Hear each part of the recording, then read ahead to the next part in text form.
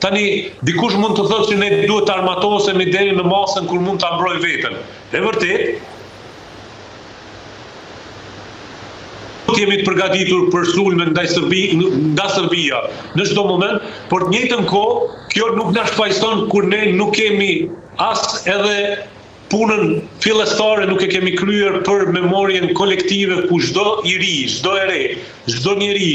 në universitet dhe jashtë universiteteve nuk e ka kuptuar realitetin me cilin jemi ballafaqur në kaluarën dhe ballafaqohemi sot, dhe të njëjtën kohë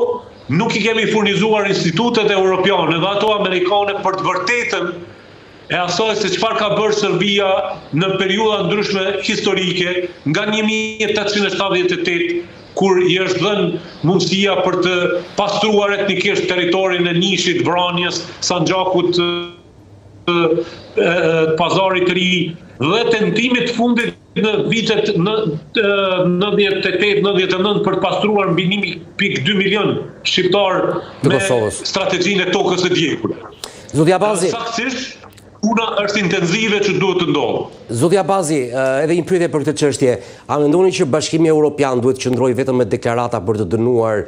këto qëndrime, reagime, deklarata që vinë nga Beogradi zyrtar, kur Serbia është një vend për t'u antarësuar në Unionin Evropian, sepse ka patur propozime dhe nga eurodeputet sot që të shkarkohet ministra në fjalë në Beograd, po mund të jetë një vend kandidat që pretendon të antarësohet në BE vetëm pra të kemi vetëm deklarata për ato që ndodhin në Beograd dhe atë mund të lejohet me një këmbë në Beograd, në Bruksel dhe një këmbë në Moskë? Tani, unë mund t'ju them se çfarë në fakt do të ndodhë në këtë moment të reagimit qoftë edhe në kanale diplomatike. Serbia do të tentoj, qeveria sërbe do të tentoj që të relativizoj rëndësinë e një deklarate të tillë, duke u arsyetuar se po shkojmë drejt zgjedhjeve, se kemi të bëjmë me humbje të votuesve, shpërndarje të trupit votues. Këto janë dokrat me cilat Serbia gjithmonë ka manipuluar me opinionin publik dhe përcaktimin politik të shteteve të Bashkimit Evropian. Natyrisht që nuk do të duhet të toleroj as edhe për një moment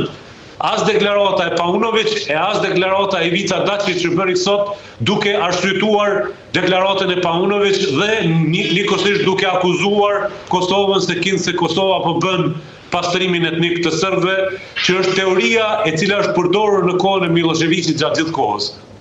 Por kjo nuk duhet të na interesojë ne shumë se çfarë do vazhdoj të bëj Serbia në kuptimin e përditshëm. Ne duhet të na interesojë se çfarë do i themi ne Bashkisë Evropiane, çfarë po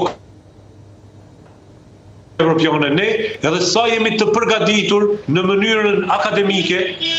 që t'i adresojmë këto çështje të cilat janë rrezik permanent i ushqimit të opinionit publik dhe mobilizimit në Serbi. Keni parasysh që edhe në protestat e studentëve të Serbisë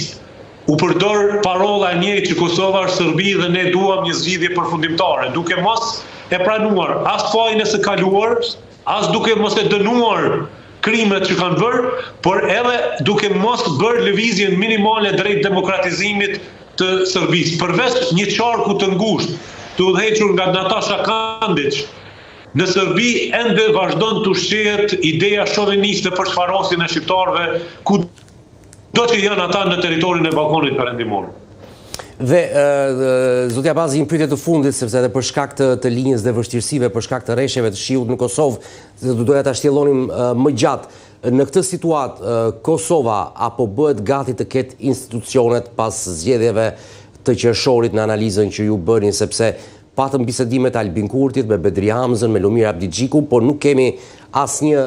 dritë në fund të tunelit për çështjen e presidentit, aq më tepër që në LDK është zyrtarizuar edhe nisma për të shkarkuar Lumir Abdigjikun, siç po duket që do kishte një marrëveshje vetvendosje LDK. Do ketë zgjidhje të krizës apo do shkojmë sërish në zgjedhje në analizën tuaj?